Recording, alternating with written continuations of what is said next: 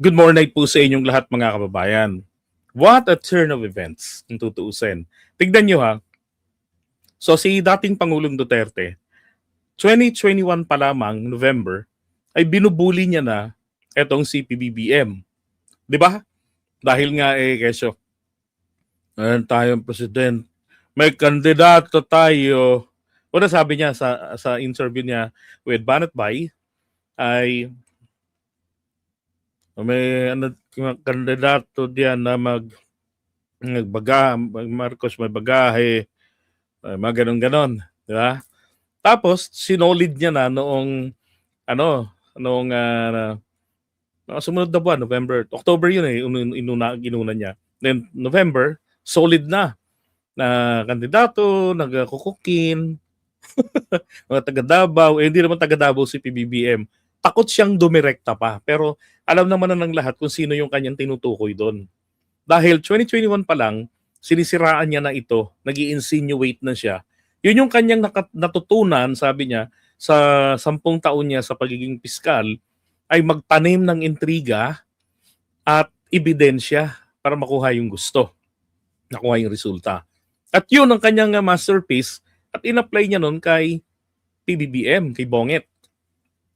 Diba? Hanggang nung naging presidente na si PBBM, hindi niya matanggap at siguro talagang hindi na siya pinapansin ng China even after his presidency at nami-miss niya yung pagbe-baby sa kanya ng China. Kaya pilit niyang para maipakita niya rin na siya ay may command pa sa mga Pilipino, pinagpipilitan niya talaga si PBBM na sundin ang pagiging ass-kisser, maging ass-kisser ng China, katulad niya. 'Di ba? 'Yun ang kanyang issue lagi kay PBBM. Sabi niya, naalala niyo nung pumutok yung gentleman's agreement, yung mga ganon? Yun eh. Sabi niya, kung dapat ang gawin ng gobyerno, kilalanin yung mga agreement na pinasok kasi it is the government's reputation, it's at stake. Yeah.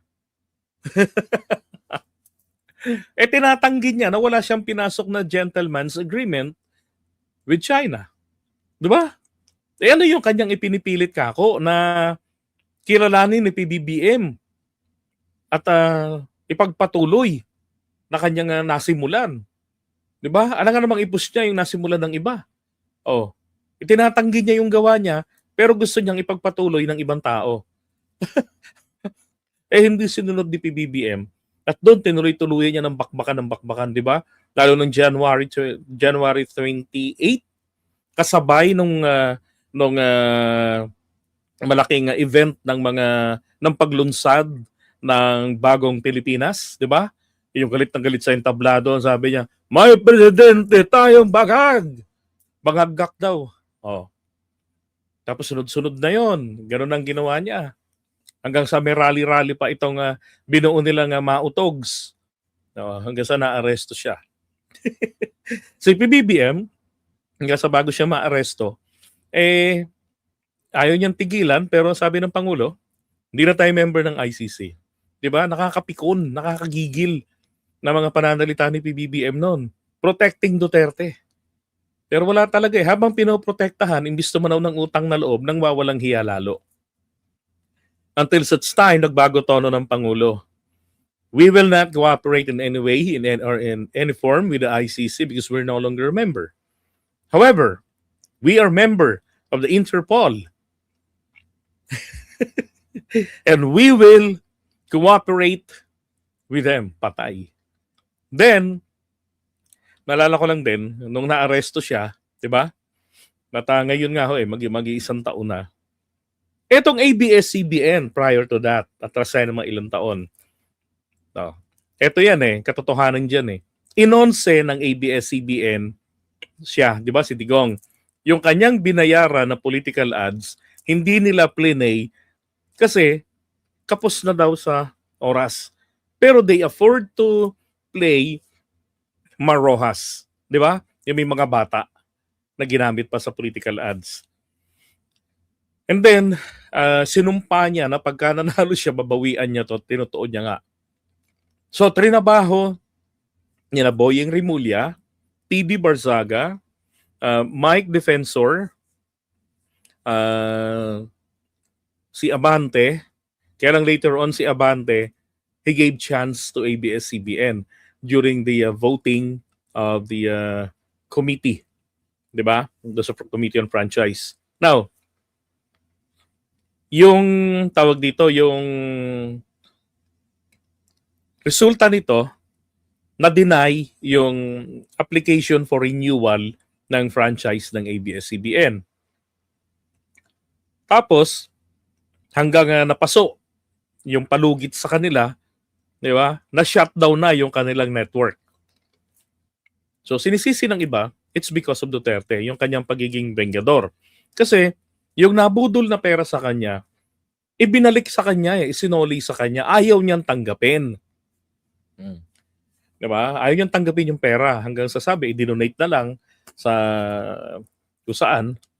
Now, so nawalan ng network ang ABS-CBN. Nawalan sila ng prangkisa, nawalan, hindi sila makapag-coverage. Kumbaga ho, lumagapak, no? Una ang mukha ng mga Lopez. Kasi hindi nila inaakala na yung kanilang mahabang panahon pa ng papel de Hapon, kung sino pa yung unang-unang mga presidente pa natin eh. Baka panahon pa bago pa mag-Ramon Magsaysayan eh. Panahon pa yata yan ni Quirino. Yeah, Quirino time nagsimula mula sa Iloilo ang paglawak ng impluwensya ng mga Lopez. Tuloy-tuloy. And even Ferdinand Marcos Sr., 'di ba? Si Fernando Lopez, dalawang termino 'yan. Na tawag dito, vice president niya hanggang sa nag-resign. Ngayon, nung time na yan, hindi akalain ng mga Lopez na ganun. Na, 1947, thank you Jonas.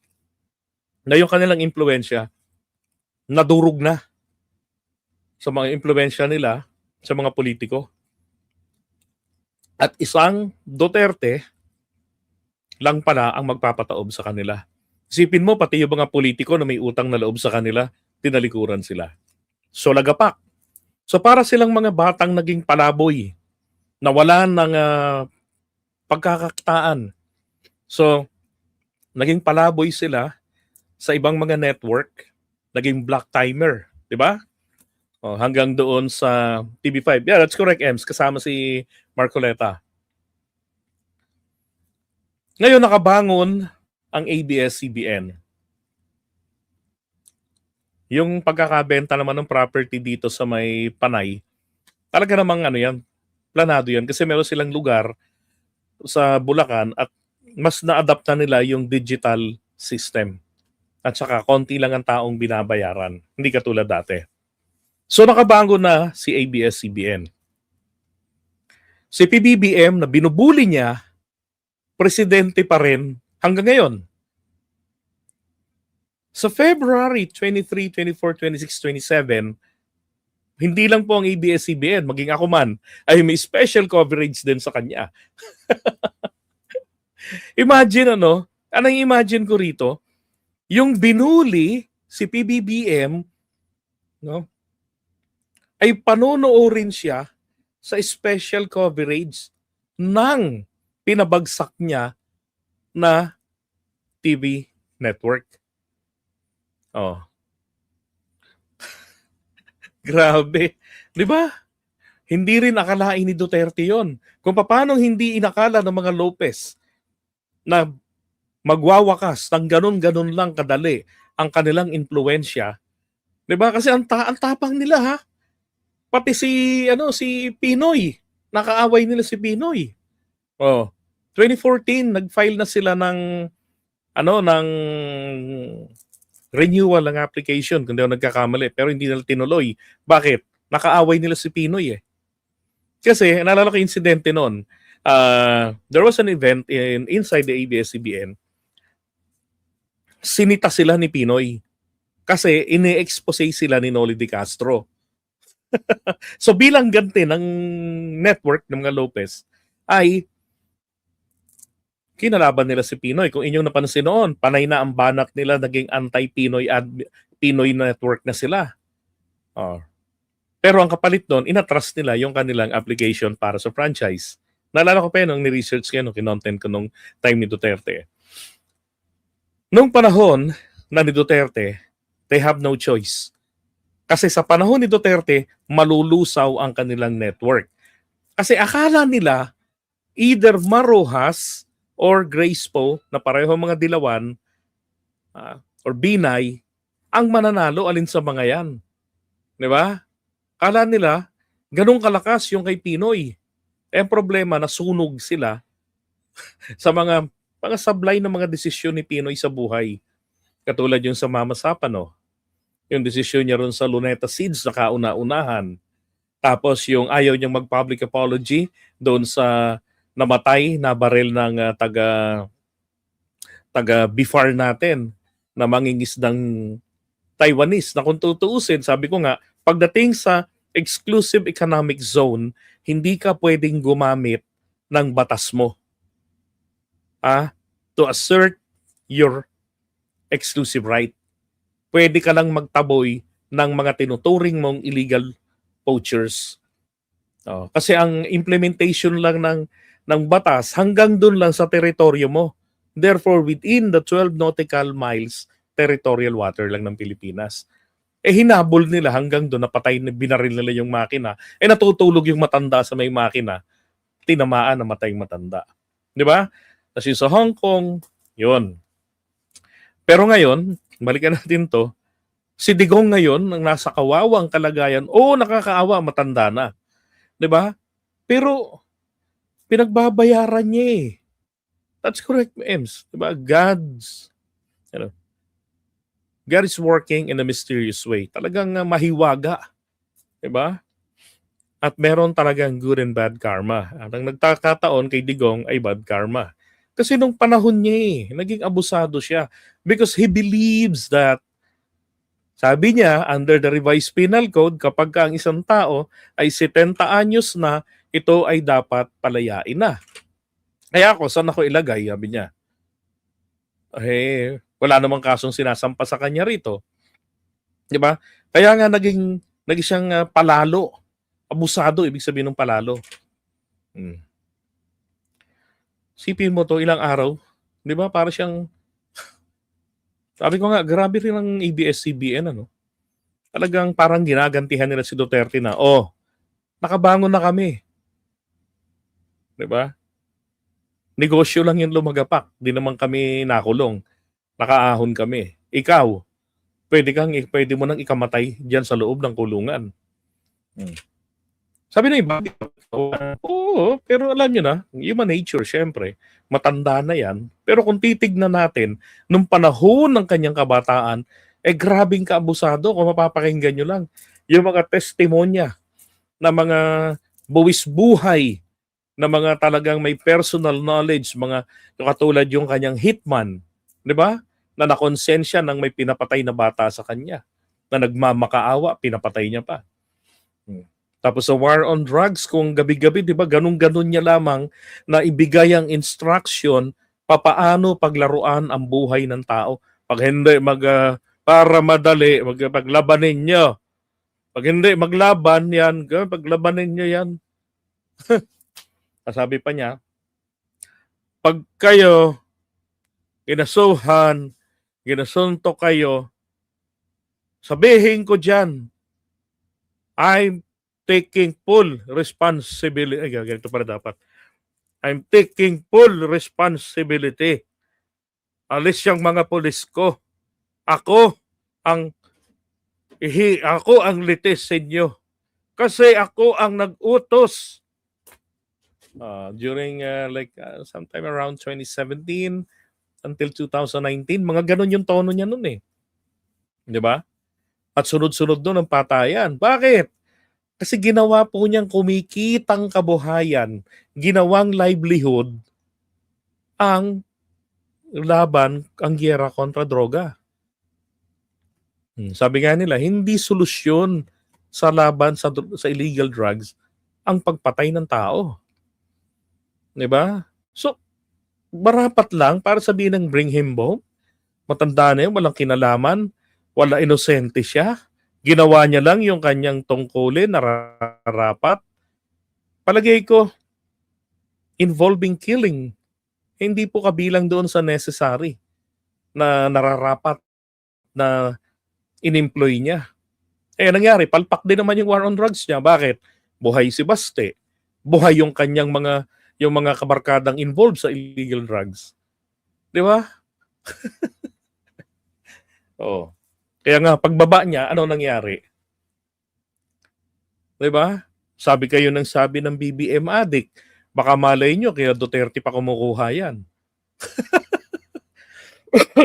Yung mga loko-loko rin kayo mag-akusa no? Hindi nyo naiisip, pwedeng ibalik sa inyo.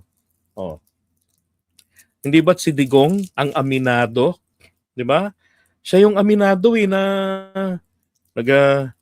nagadruga siya. Hindi ba alam yun? Di ba napanood yun? Eto. Tapos ibinibintang nyo kay PBBM, pinapanalangin niyo yung mama na mamatay na. Di ba? Na-infection lang sa pagtae. Tingnan nyo tuloy yung puon nyo namatayan. Pakinggan nyo to kung sino ang addict. Dapat pinapatay niya sarili niya eh.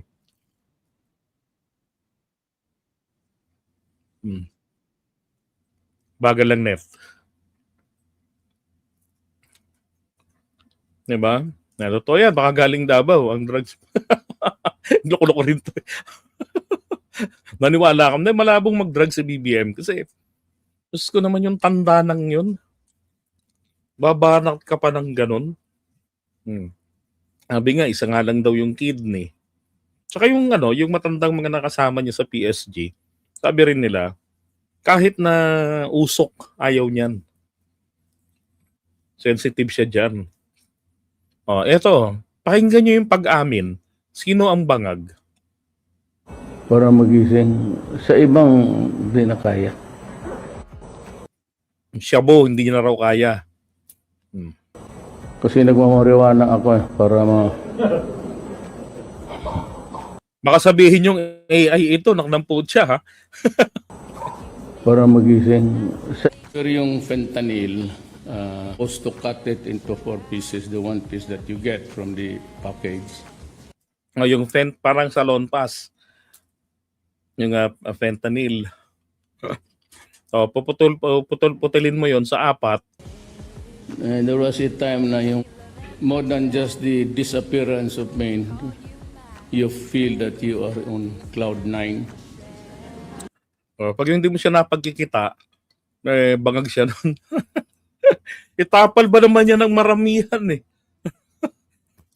So yung epekto sa kanya, like cloud 9 daw. Bangag. Ito, bangag. Certified. Para bang everything is okay with the world, nothing to worry about. Ang hindi ko na nakalimutan ko just before I went to the doctor is yung pag-inom nyo ng fentanyl, sabi ng mga doktor, overdose na yung pag-inom ninyo. correct. At nakaka-addict na nga raw. At Correct. kayo raw ang number 1. Ang fentanyl, dalawa yan. Alam ko, merong drugs, merong iniinom, meron namang patch. So, hindi lang patch yung tinira niya. Pati yung gamot. Ino-overdose niya. Drug addict. Correct. Nilagay ko lahat. Maganda. Aminadong drug addict. Ulitin natin. Ninyo. Correct. At nakaka-addict na nga raw. At Correct. kayo raw ang number 1 drug addict. Correct.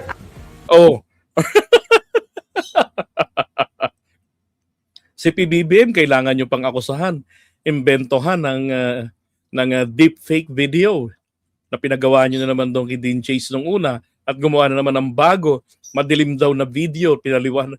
Diyos ko, pina-enhance lang, aywan. Nilagay ko lahat. Maganda ang feeling. Para kang nasa... I have never been to paradise, but I've been there. Mapriso ka. parang paradise. Mapriso ka, nakulong nga sa ICC. 'Di ba? Oo. Kaya ngayon, eto ho, 'di ba? Ang sarap nga kunan ng video no? Kung manonood si PBBM, sana may mag-video sa kanya na nanonood sa ABS-CBN na pareho silang si PBBM ay binuli, ang ABS-CBN naman sinagasaan kaya lumagapak. 'Di ba? Ay nako, nakakalungkot na ganito yung naging ending ni Duterte. Nakukulong yung ibang mga naging presidente sa mga kasalanan nila, 'di ba? Pero yung dito lang sa Pilipinas, na house arrest tuloy. Eto iba matindi. Na export.